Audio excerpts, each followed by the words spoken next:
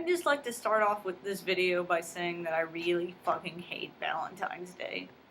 I really do. Everything terrible happens to me on Valentine's Day. Either nothing happens or something terrible happens.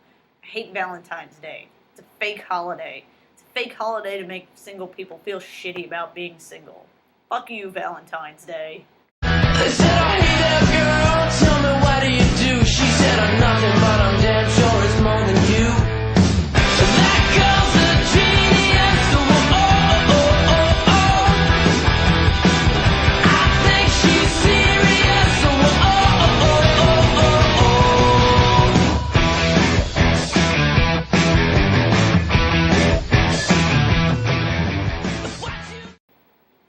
And on that positive note, I guess I'll start talking about Monday Night Raw.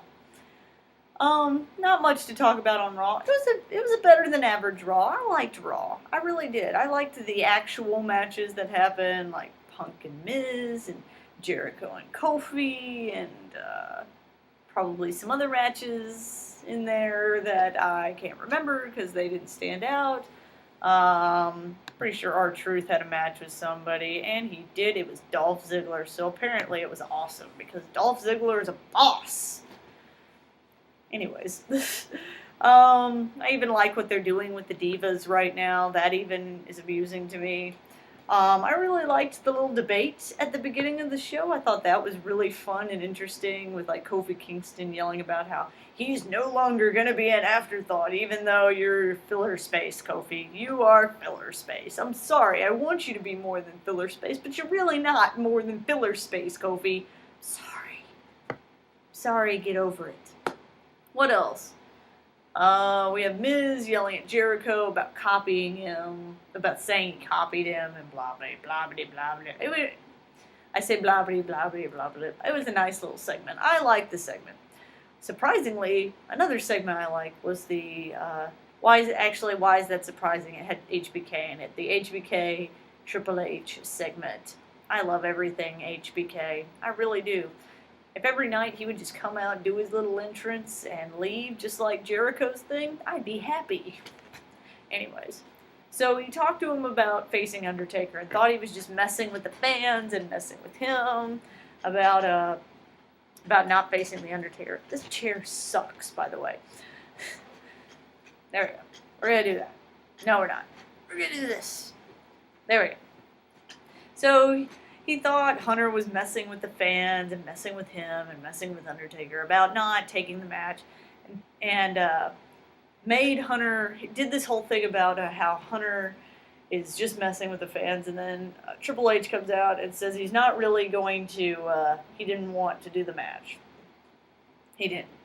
And Shawn Michaels called him a coward, because if a man comes up to you and challenges you and you walk away, then you're a coward, and blah, blah, blah, blah, blah. And I thought you'd never become this guy. Why? Because you married her that you've become this guy? And I liked the back and forth. I liked the little aspect of the fact that another reason Triple H doesn't want to end the Undertaker is because he's moving more towards a direction where he owns the company, so he sees Undertaker as a brand, not as just a guy to mow through and beat. And then I also liked the aspect of he doesn't want this era to end, and as soon as Undertaker's the last guy, Shawn Michaels is gone, Triple H is moving in a different direction, it's just Undertaker. Well, just Undertaker. The Rock is technically still here, but we'll just forget that part. Taker's the last guy, and he doesn't want this era to end. And that promo was interesting. Am I hyped about the match? No, not really. It was a really good segment, but I'm still just... I just don't think the match will... I'm not going to get overly excited. The last time that there was a really good storyline, and then a match at WrestleMania that I was excited about, and it ended up being a letdown, was fucking Triple H, Orton, at my first WrestleMania, and it was so fucking boring that Deidre and I were deciding if we were going to leave early so we could get to the car faster. Anyways, the point is, I like this segment, but I'm not getting too emotionally involved. If it ends up being a great match, then I will be happy that it was a great match. Now, the thing that most people probably hated, as well as myself, was the whole bullshit with Kane and Eve and her kissing Cena because he saved her, and Zack Ryder seeing it and being like, oh, "You're cheating on me," whatever. And it was stupid. And I think WWE is trying their damnedest to kill Zack Ryder figuratively and literally in storyline, because essentially this is like, not only can Zack Ryder not defend himself or his girl, he can't even keep his girl. He's not a man. He's not a man.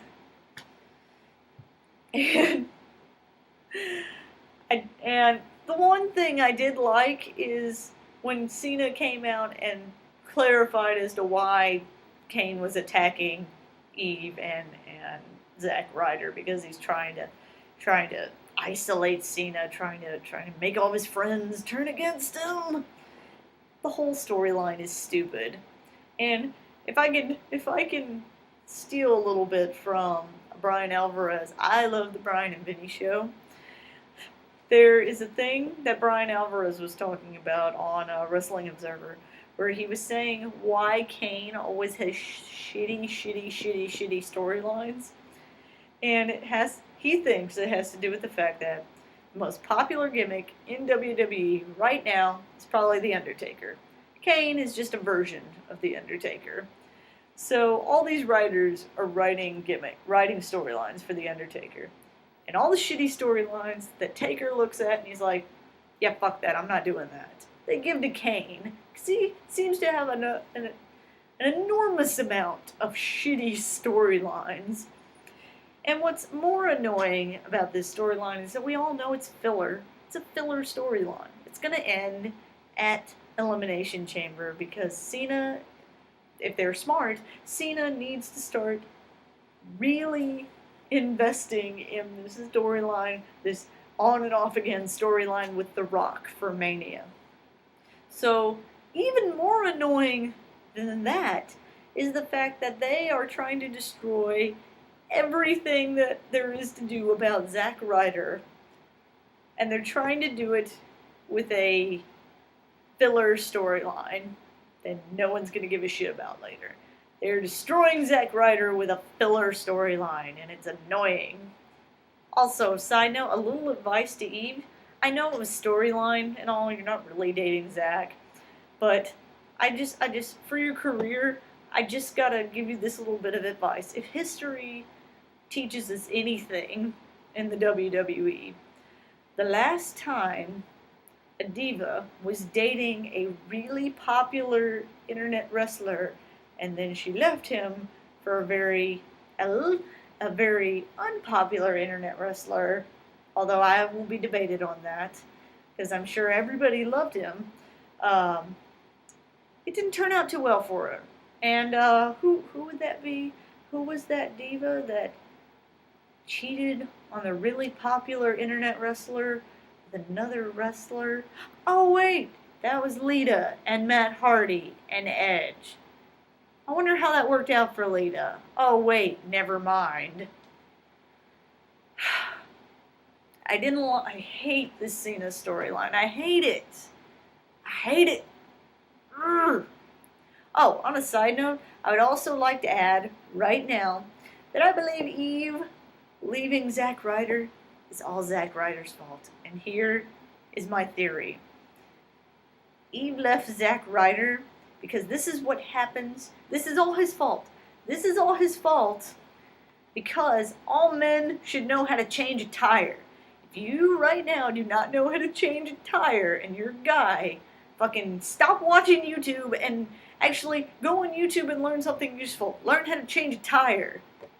Nothing is more of a buzzkill to a girl than when she has to change a guy's tire. Yeah, I'm talking to all of you that went to fucking Atlanta with me and watched me change your fucking tire for you. Talking to all of you.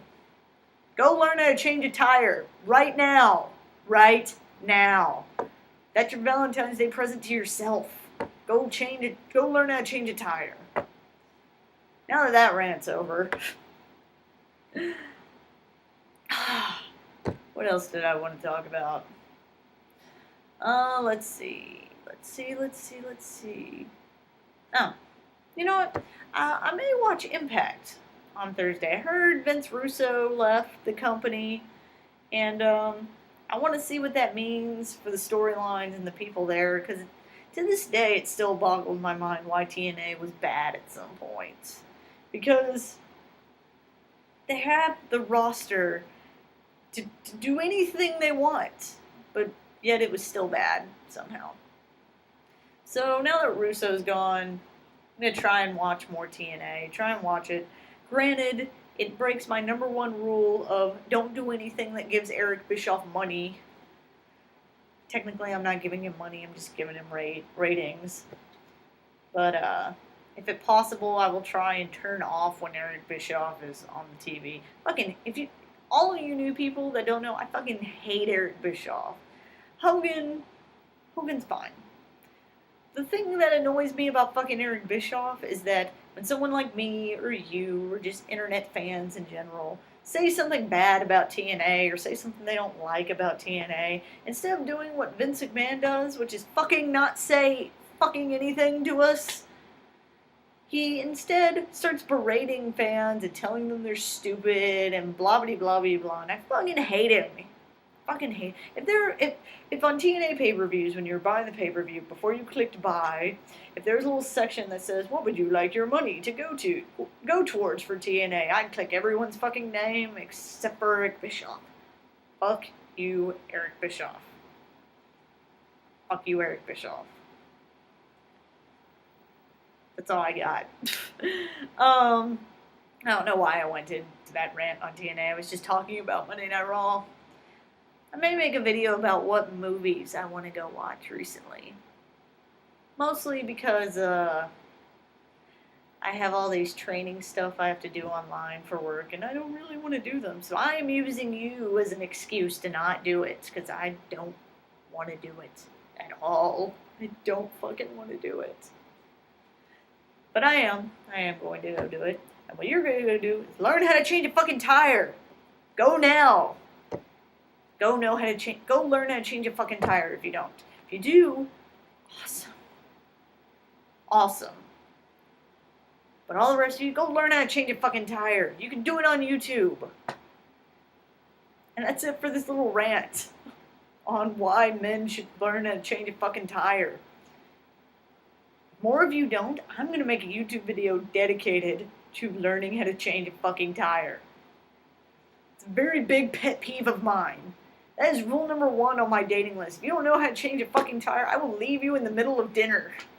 If at some point you say you don't know how to change a fucking tire. That's it. That's all I got now. I'll talk to you guys later. Peace.